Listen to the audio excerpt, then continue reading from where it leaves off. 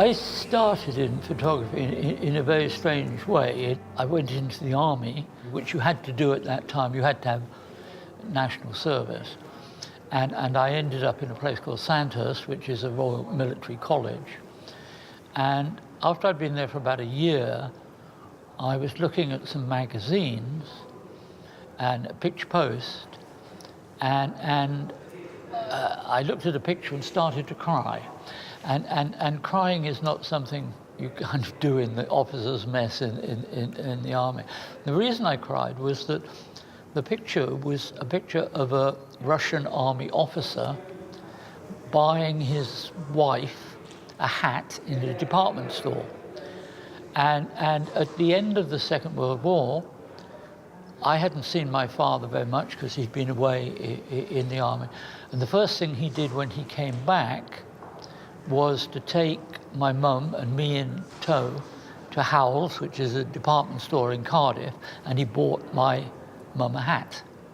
So the first real memory I had of him and her in a loving situation was the buying of a hat in Howells. And I suddenly realized, looking at this picture in Picture Post, that they did exactly the same thing in Moscow. I love the idea a photograph could create that amount of emotion, but I also like the idea that the kind of propaganda that we were getting at that time, you know, all Russians eat their children sort of approach to the world, that a photograph could override that propaganda. I believed the photograph more than I did the propaganda. And I thought those two elements, this ability to cut through propaganda and the ability to create emotion, was absolutely wonderful. And at that point, I decided I actually wanted to be a photographer. Now, I'd never shot a picture before in my life, and I didn't know anybody that was a photographer or anything. But I went up to London, and I sold shirts in Harrods. And of an evening, I used to go to the coffee bars. And I began to, I guess what we call network. And I discovered that doers, people that do things, congregate together, and people that talk a lot about things congregate together. And the doers, to me, were the people I thought were interesting. And so I started to gather this group of friends, which included people like Ken Russell, the filmmaker, who at that time was actually a ballet dancer, and a couple of people that were politicians, who later went on to be quite famous politicians. And it was a very left-wingy kind of grouping of people. I guess because I'd been in the army, the Hungarian Revolution looked as though it was, or the Hungarian uprising, which it actually was, it seemed an interesting thing to go and try to photograph. And up to that point, I'd only had a little folding camera so I went and bought myself a second-hand Posher camera, a Contax. And I remember I went to Hungary with my new little Contax camera and 20 rolls of film and a book on how to use the camera. Covering a sort of war situation, which this basically is much more complicated than people think. You really need a lot of experience. If you're not careful, you're always sitting in the cafe having coffee when the important things that are going on in a different street, and you don't even know it's going on, you know.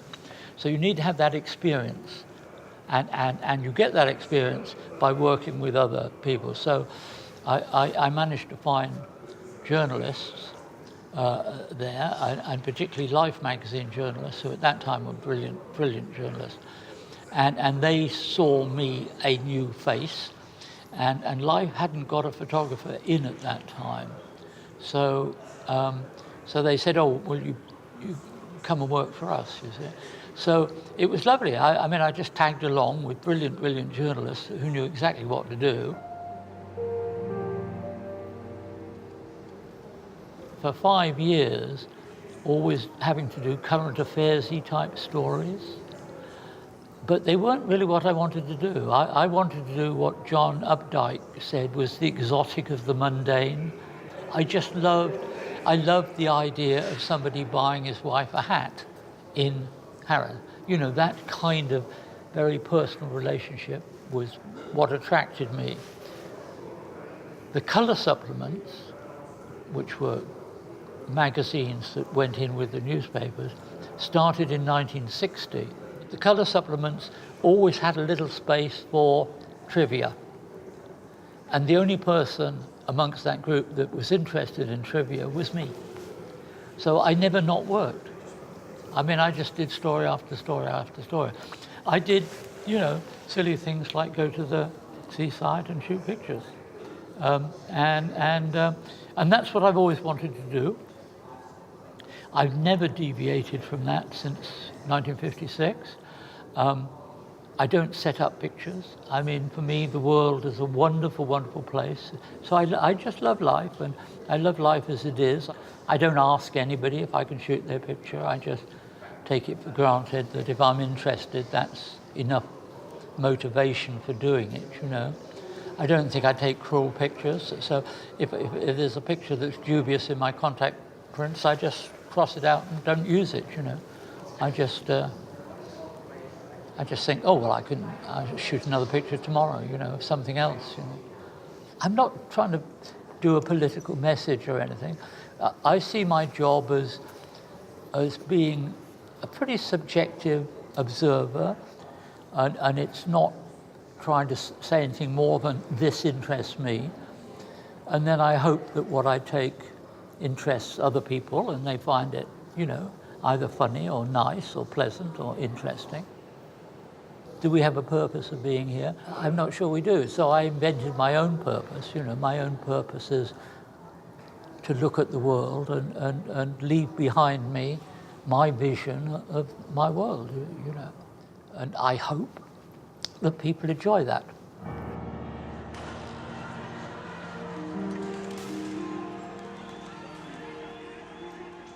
I've never been a great believer that protests and all those sort of things actually have much immediate effect. I think what is more important is simply that they happen. But in the case of the anti-Vietnam thing, it was a drip, drip, drip, you know, because these sort of things happened all over the world, and slowly it builds up a sort of momentum, you know. As for that particular thing, I wanted to try to cover it as the whole story. Most of the time what you would do is you'd work for a newspaper and you would be in a fixed position. They would probably have 10 people working for them at 10 places. I always wanted to try and do the whole thing, which was logistically quite difficult. You know, I had to have a bicycle and to get ahead of the march, and then I had to have a friend who was picking up the bicycle because I'd be photographing the head of the march, and then I'd pick up the bicycle somewhere else and get ahead again. And one of the things in those sort of situations you have to do, or I felt I had to do, was to get inside the police cordon, because I knew that they were going to go past the American embassy. And it was absolutely obvious, you know, it's a matter of waiting and photographing what you saw, you know. And if you have a pretty good sense of design, and I think I have a very good sense of instinctive design, so I never worried about the composition of the pictures. I always seem to be standing in the right place. See, there's only two controls in photography. One is where do you stand, and the other one is when do you press the button. And if you stand in the right place and press the button at the right time, you have a picture, you know. Now, the problem is, what is the right place, you know? Well, you learn that through experience and through research and all sorts of things. I was smashed over the head and didn't realize it, in fact, by, you know, one of these people who have banners and things. And I remember going home, and my partner at that time, I think she was going to faint, because apparently I was all covered with blood and God knows what. And then I had to go into the dark room. Let's say I shot 6 rolls of film or something, 8 rolls of film. I'd have to develop it, dry it, then contact sheet it, edit it, And then I'd have to spend all night long making 15 sets of pictures. Then I'd have to go to the post office the next morning to send these pictures off to various magazines. Boy, oh boy, is it easy now. You know, shoot the pictures, bring it up in Lightroom, edit those, it goes up, you press a button and it goes off to the magazine. You know, so people have it very easy nowadays. But maybe they don't have so much fun.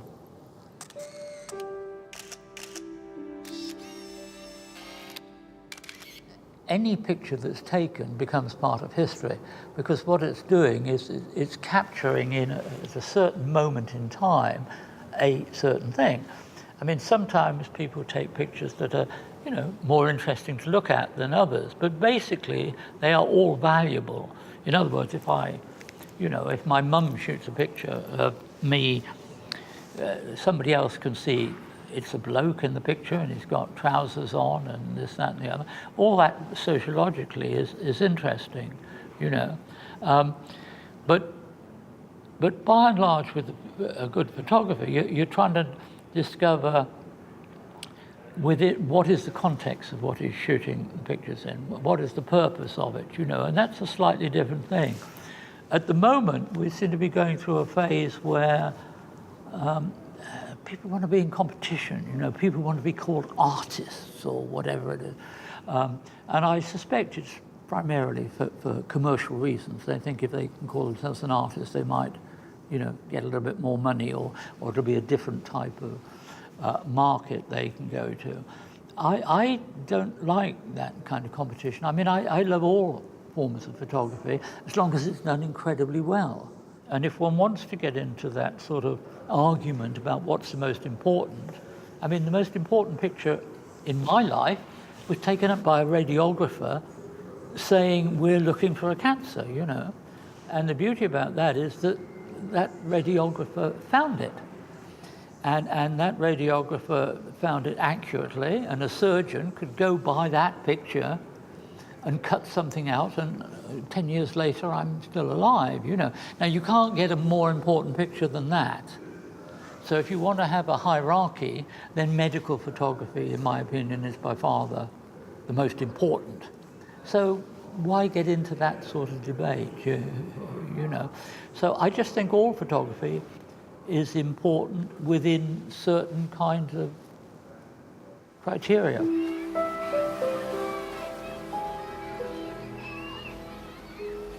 The seaside is a nice thing to photograph, particularly in the UK, because, I mean, we are an island, and therefore there's a lot of seaside.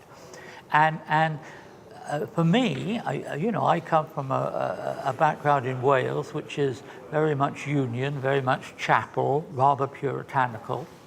I live in a country where nobody in that country is more than 40 miles from the sea. So the seaside was where we all went for holidays, you know, and that holiday was inexpensive, basically, very democratic. By and large, most people sort of did the same things. They would all arrive with their bucket and spade and all these things. But above all, it's a place where you went for fun. It'll be a very accurate one-person interpretation of Wales over a 30-year period, you know. I think that perhaps has some use, you know, or merit. You know, I hope it has. Otherwise, God, it's been a waste of time. But I don't think it has been a waste of time. I mean, you know, it's lovely. There's a picture here taken in South Wales of two kids.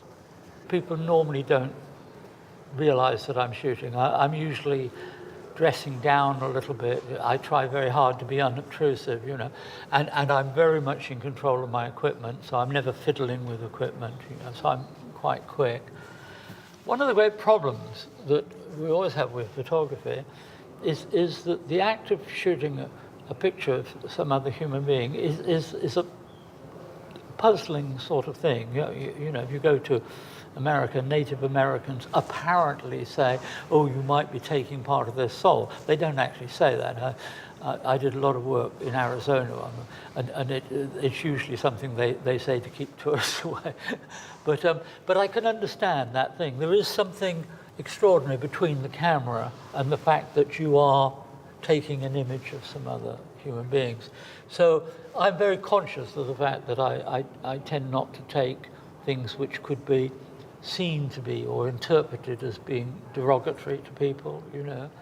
But the sad thing is that you see something like this which you enjoy their experience and you capture their experience, and you never meet them again. And you do that when, you know, I shot lots and lots of portraits of really quite famous people. And it's a very intimate thing, particularly the way we used to shoot portraits when you had more time to work with people. Now, you know, you've got a PR, half the pictures you take are of the PR person.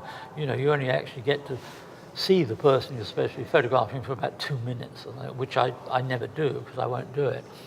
But there used to be a time when you could spend time, and you know, I'd spend half the day just having coffee with people and talking to them, and before I photograph. So it's a very intimate act at that time, and it's puzzling because there you have this extraordinary intimacy, and then by the end of the week, you realise you've forgotten who they were, or you never see them again. It's puzzling. Why? To me, one of the joys is that they've managed to find this two people that I'm going to meet. One of them apparently is a policeman, and one of them's a school teacher now, and they're not together still, but it would be surprising if they were. But I mean, I think that's lovely. I love that idea.